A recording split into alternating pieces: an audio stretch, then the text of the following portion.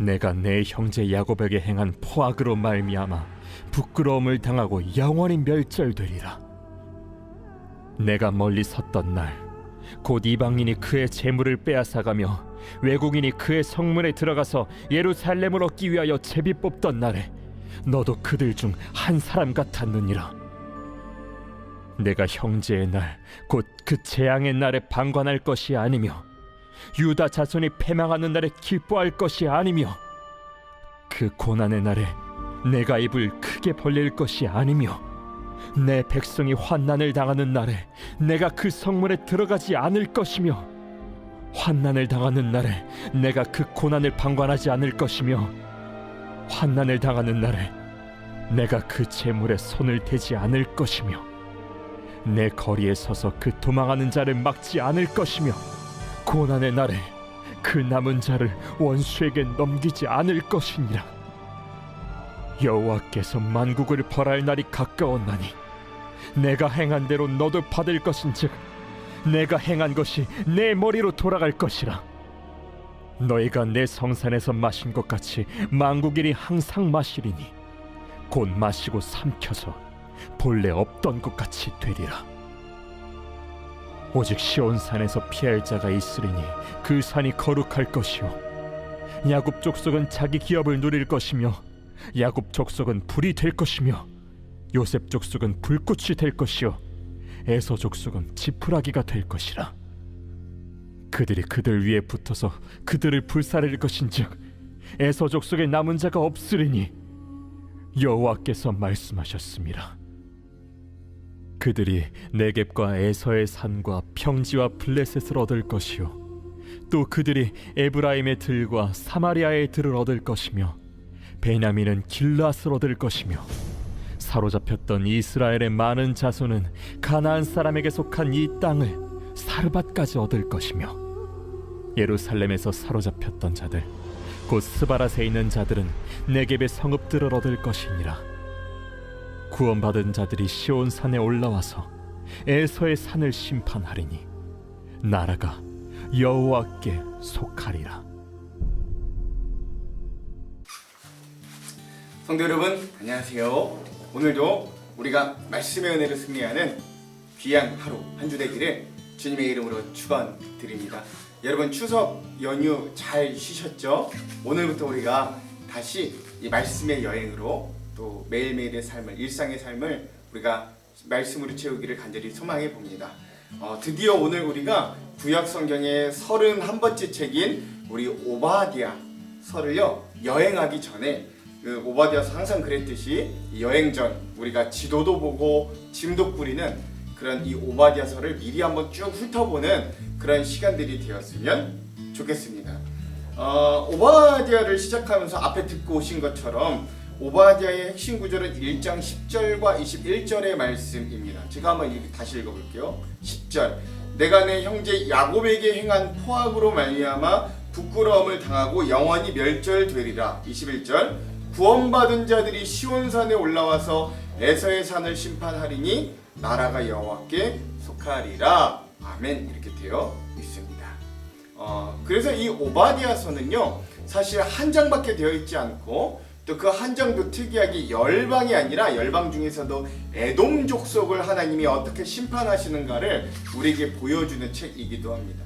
그래서 이 오바댜서를 두 가지 키워드로 보자면 먼저 첫 번째는 이 에돔을 대표로 하는 열방의 심판자 되시는 하나님의 모습을 보여주는 책이다 라고 할 수 있습니다. 즉 하나님은 이스라엘만의 하나님이 아니라 열방을 경영하시고 열방의 심판권이 있으신 열방의 하나님, 만민의 하나님이다 라는 걸 보여주고요. 두 번째, 자신의 백성을 위해서는 하나님이 보복해 주시고 그 백성을 구원하시는, 회복하시는 그런 하나님이심을 또 보여주는 책도 역시 이 오바댜서다 라고 할 수 있겠습니다.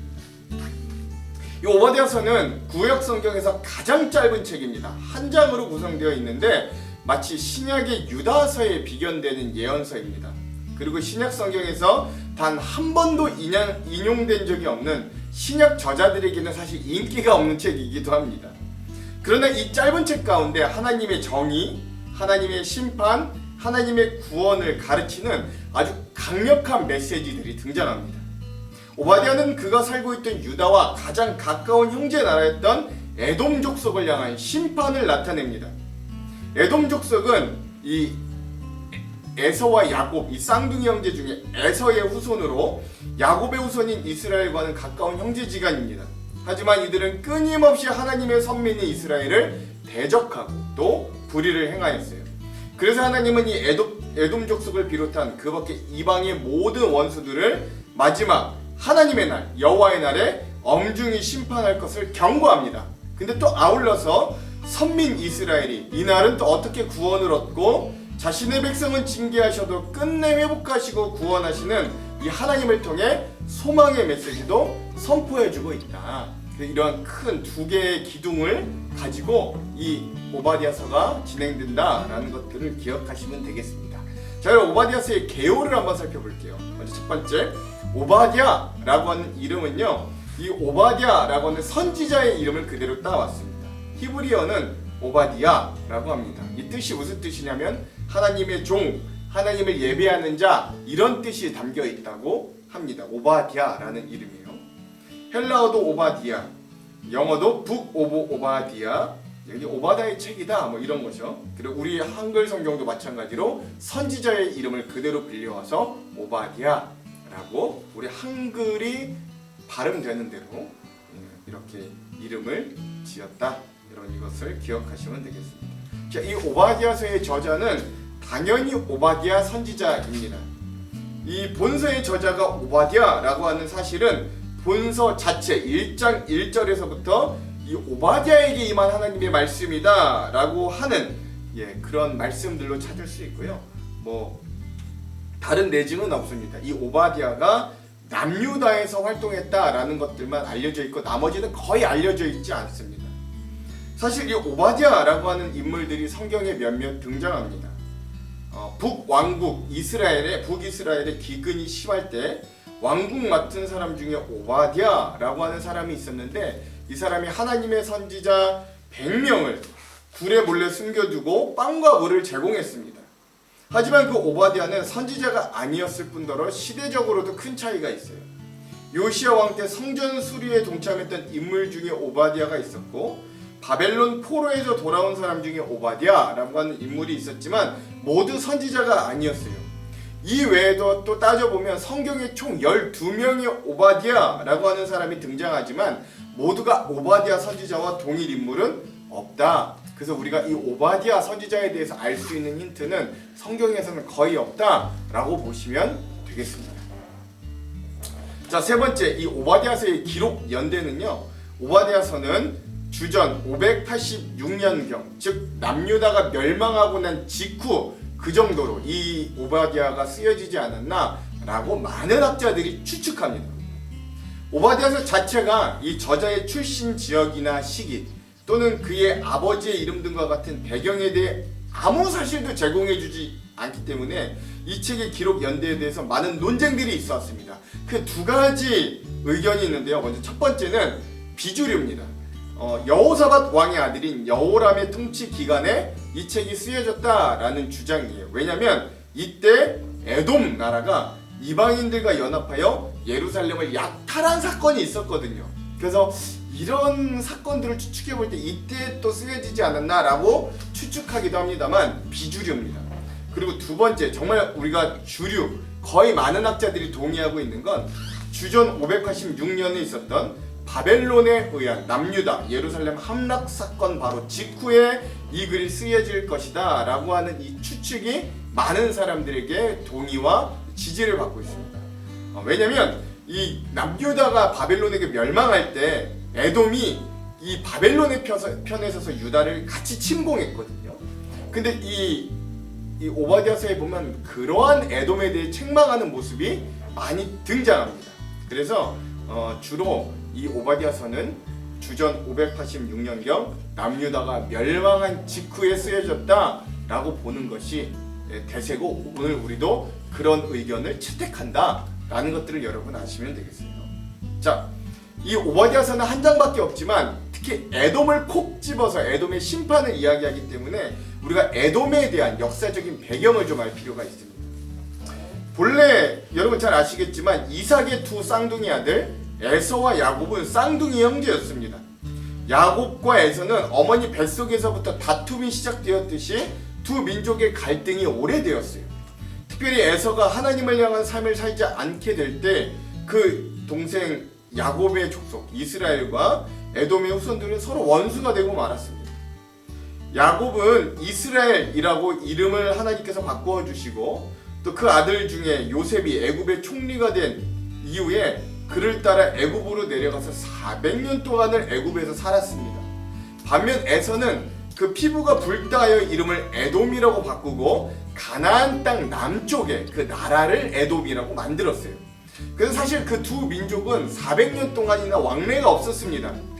이후에 이스라엘이 애굽에서 탈출하여 출애굽하여 광야를 지날 때 좀 에돔 땅을 지나갈 수 있도록 부탁했는데 에돔이 매몰차게 거절합니다. 민수기 20장에 보면 나와요. 그 이후에 다윗과 솔로몬이 다스리던 동안에 이스라엘이 힘이 강해져서 이 에돔을 지배하고 또 공물을 받고 이런 관계들이 되기도 합니다. 그러나 그 이후 에돔의 영토는 그 소유권을 찾았고 이스라엘과 에돔은 자주 전쟁을 벌였어요. 왜냐하면 이 에돔 영토가 주요 교역로였기 때문에 굉장히 탐이 나는 지역이었거든요. 에서의 후손이 사는 에돔 지역은 1500m나 되는 곳 바위 틈에 요새와 같이 세워졌기 때문에 본인들 스스로가 난공불락의 요새라고 생각하며 교만함으로 하나님을 멸시하기도 하였습니다. 남유다가 바벨론으로부터 멸망당할 때 도와주기는커녕 유다의 재물을 약탈하고 이스라엘의 피난민을 죽이거나 사로잡아 이방 나라에 팔아넘기는 극악한 죄악을 끝까지 저지르는 사람들이 이 에돔 사람들이었다. 시작시대까지 넘어가면 예수님을 죽인 그 헤롯 왕이 요 에돔 출신이고 또 예수님은 이 유다 이스라엘 베들레헴 출신이었다라는 것들도 재밌는 포인트이기도 합니다. 자, 이렇게 우리가 에돔에 대한 역사적인 배경도 한번 알아보았습니다. 자, 그럼 오늘 이 오바댜에 대한 주제, 짧은 한 장이기 때문에 주제는 두 가지만 한번 나눠볼게요. 먼저 첫 번째 주제는요, 하나님은 이스라엘만의 하나님이 아니라 이 땅, 온 땅, 열방의 모든 민족과 나라를 다스리고 심판하시는 분이라는 주제입니다. 오바댜에 등장하는 하나님의 모습은 이스라엘의 대적들에 적극적이고 능동적으로 대입하셔서 공의로 심판하시는 심판의 주입니다. 특별히 창세기 12장 3절에 보면 하나님이 아브라함에게 너를 축복하는 자에게는 내가 복을 내리고 너를 저주하는 자에게는 내가 저주하리라 라고 언약하셨는데 그 언약이 오바댜서에서 너의 행한 대로 너도 받을 것인즉 너의 행한 것이 너 에돔의 머리로 돌아갈 것이다 라고 하는 오바댜 1장 15절의 말씀으로 성취되는 거예요. 오바댜에서 보여주는 야곱과 에서 그리고 이스라엘과 에돔 간의 계속적인 갈등은 신약시대의 절정을 이루죠. 제가 앞서 잠깐 말씀드렸는데 즉 이두메인이자 에돔의 후손인 헤롯 대왕이 이스라엘 남유다 출신의 메시아인 아기 예수를 죽이려고 한 사건입니다. 그러니까 이 야곱과 에서의 갈등이 끝까지 가더라라는 거예요. 에돔의 죄악의 목록은 하나님의 심판이 얼마나 정당하신지를 잘 보여줍니다. 에돔에 대한 심판은 나아가서 하나님의 백성뿐만 아니라 열방도 이 하나님의 심판의 범주에 포함된다라는 걸 알려주죠. 이러한 넓은 범위는 오바댜 15절 16절에 나타나며 하나님의 정의와 공의의 나라가 어떻게 완성될지를 보여주기도 하는 거예요. 그래서 우리가 좀 이 에돔의 모습을 보면서 자만과 오만에 대한 우리의 위험, 즉 다른 사람을 착취하고 또 다른 사람의 고난으로 인해 생겨나는 어떤 우리가 얻게 되는 우월 감정에 대한 위험, 또 다른 이들의 고통에 대해서 비웃고 기뻐하는 그런 악랄한 자세를 우리가 피해야 된다라고 하는 교훈을 또 우리에게 줍니다. 이미 예레미야서 49장 7절과 22절에 이미 에돔의 운명을 하나님은 말씀하셨어요. 뭐 다른 선지서들에서도 에돔이 어떻게 멸망할 거는 벌써 말씀하셨습니다.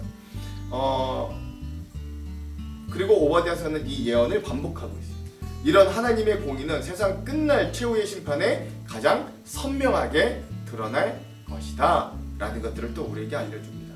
우리가 그래서 이 에돔이 어떤 죄를 지었는가 한 7가지 죄악을 대표적으로 볼 건데, 에돔은 교만하였습니다. 이게 앞서 말씀드렸듯이 1500m나 되는 이 난공불락의 성에서 자신들이 살고 있기 때문에 자신들은 결코 무너지지 않는 이 난공불락에 산다는 이 교만함에 이들은 하나님도 무시하였어요. 두 번째, 이들은 악한 자들과 동맹하였습니다. 이스라엘에 사는 형제의 짐을 나누어지기는커녕 주위의 나라들과 동맹하여 형제 나라인 이스라엘을 적대하였어요. 셋째, 이들은 폭력적이었어요. 에돔 사람들은 예루살렘 성이 무너지는 걸 지원하고 폭력을 휘둘렀어요. 넷째, 타인의 고통을 즐거워했습니다. 에돔은 그의 형제의 재난에 대해 울어야 했으나 반대로 즐거워하고 조롱했어요. 다섯 번째, 이들은 약탈했습니다. 이들은 유대인들이 재앙을 당하는 것을 이용하여 그들이 약해지자 그 성의 재물들을 약탈해요.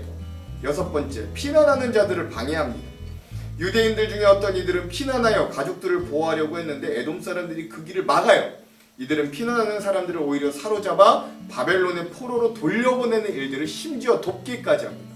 마지막 일곱 번째, 이 에돔의 죄는 방탕과 향락에 있습니다. 에돔 사람들은 포도주를 공급받게 되어 아주 큰 축제를 벌이는 모습도 보게 되는 거죠. 즉, 이 오바댜서를 통해 우리는 이런 에돔의 모습, 에돔의 죄악이 우리의 삶에는 없는가 타산지석을 삼을 수 있어요. 이게 첫 번째 이 오바댜의 주제입니다. 자, 두 번째는요, 하나님의 백성에 대한 회복과 소망입니다. 이삭의 아내 리브가는 쌍둥이를 가졌어요. 그리고 하나님은 그 중에서 그 두 형제 중에 동생인 야곱을 택하였습니다. 그래서 그가 형 에서를 제치고 성경에서 이어지는 이 정통성을 이은 장자가 되었습니다. 성경 전체를 통하여 하나님은 야곱의 하나님으로 소개돼요. 이 모든 것들이 하나님의 은혜입니다. 즉, 세상에서는 장자, 진짜 장자는 에서죠. 큰 자가 아니라 하나님을 바라보는 작은 자, 야곱을 사용하시는 하나님의 은혜를 대표적으로 이스라엘이라는 나라 자체가 야곱의 이름이 이스라엘이잖아요. 커트를 통해 일단 보여주는 겁니다. 오바댜의 주된 내용은 에돔의 영원한 멸망과 이스라엘의 영원한 구원에 대한 선포에 있습니다. 이때 에돔은 하나님의 백성들의 원수인 이방 나라들을 대표하고 있고 이스라엘은 하나님 나라의 백성들을 대표하고 있는 거예요. 따라서 세상의 모든 나라들이 마침내 심판을 받게 되고 그 나라들이 어떻게 영원한 하나님의 나라에 속하게 될 것인가를 보여준다는 것이 이 책의 핵심 메시지입니다. 그러므로 세상 속에서 우리 믿는 자들은 잠시 동안 이 세상 속에 믿음을 가지고 있으므로 환난과 어려움을 당하게 될 거예요. 세상의 방식이 아닌 하나님의 방식을 따르는 우리를 세상은 미워하기 때문입니다. 또한 우리 신앙인들도 완벽하지 못하기 때문에 우리 스스로도 죄를 짓고 때론 이 세상의 삶 가운데 하나님의 사랑에 매인 징계를 받을 수도 있으나 우리가 낙심하지 말아야 될 건 하나님은 결국 자신의 백성을 끝내 구원하시고 회복하시는 하나님임을 알려주시기 때문입니다. 이미 남유다는 바벨론에 의해 멸망당했어요. 그들이 모진 침략과 칼에 의해 쓰러질 때 형제 나라였던 에돔은 오히려 바벨론의 편에 서서 같은 형제 민족인 이스라엘을 핍박하고 사람들을 팔아넘기고 유다가 망함을 기뻐하였습니다. 이런 충격적인 현실 가운데서도 그 하나님은 그런 에돔을 심판하시고 공의로 판결하신다라는 메시지 자체가 이스라엘에게는 위로와 힘이 되는 것인데, 그걸 넘어 하나님은 결국 자신의 백성인 이스라엘을 회복하실 것을 끝내 약속하십니다. 그러므로 하나님이 대신 복수하여 주시는 거죠. 그러므로 오늘날 우리 성도들도 세상의 길과 방식을 따라 사는 게 아니라 전쟁은 하나님께 속하였으니 오직 하나님의 길과 말씀과 약속만 따라 살 때 하나님이 보응해 주시고 회복해 주신다라는 것들을 이 책을 통해 기억하시고, 하나님은 오늘 우리를 아브라함과 같이 너를 축복하는 자는 축복하고 너를 저주하는 자는 저주한다 라고 하는 약속을 여전히 신실히 지키신다는 걸 꼭 기억하시기 바랍니다. 자, 마지막 여섯 번째 우리 이 오바댜서의 구조를 한번 살펴볼게요. 앞서 말씀드렸듯이 오바댜서는 1장 한 장으로 구성되어 있습니다. 그러나 이 1장도 네 가지로 좀 구성이 되는데요. 먼저 첫 번째 1장 1절에서 9절까지는 에돔에 대한 멸망의 심판을 이야기합니다. 그리고 나서 두 번째 10절에서 14절은 에돔의 죄악들에 대해서 이야기하고요. 세 번째는 15절에서 16절인데 이스라엘의 적들, 그러니까 에돔을 넘어 열방 위에 임하는 하나님의 날, 여호와의 날과 심판을 이야기합니다. 그리고 마지막 17절에서 21절은 이스라엘 백성들을 위해 임하는 하나님의 구원과 축복에 대해 이야기하면서 이 1장이 이렇게 구성되어 있다라는 것들도 여러분 기억하시면 되겠습니다. 자, 그럼 우리가 이렇게 우리 오바댜서를 기대하는 마음으로 한 장밖에 되지 않지만 우리가 구약의 31번째 책인 이 오바댜서를 함께 기쁨으로 내일부터 여행했으면 좋겠습니다. 제가 잠깐 기도할게요.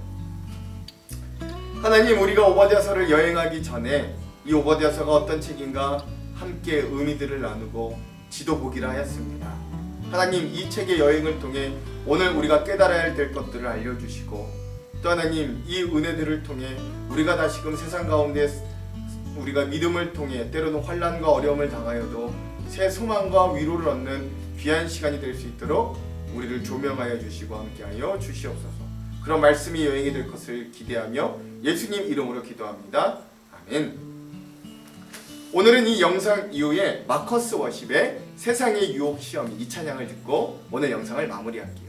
그럼 사랑하는 성도 여러분, 오늘 하루도 말씀의 은혜로 승리하십시오. 사랑하고 축복합니다. 세상의 유혹 시험이 내게 몰려올 때 나의 힘으론 그것들 모두 이길 수 없네. 거대한 폭풍 가운데 위축된 나의 영, 어찌할 바를 몰라 헤매이고 있을 때 세상의 유혹 시험이 내게 몰려올 때 나의 힘으론 그것들 모두 이길 수 없네. 거대한 폭풍 가운데 위축된 나의 영혼, 어찌할 바를 몰라 헤매이고 있을 때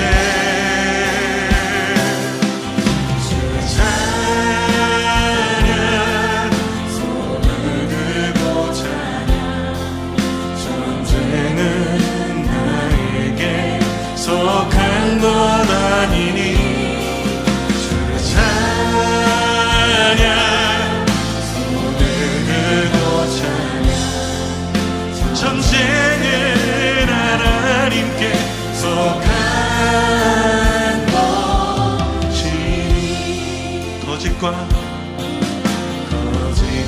속임수로 가득 찬 세상에서 어디로 갈지 몰라 머뭇거리고 있네. 공중에 권세 잡자 지금도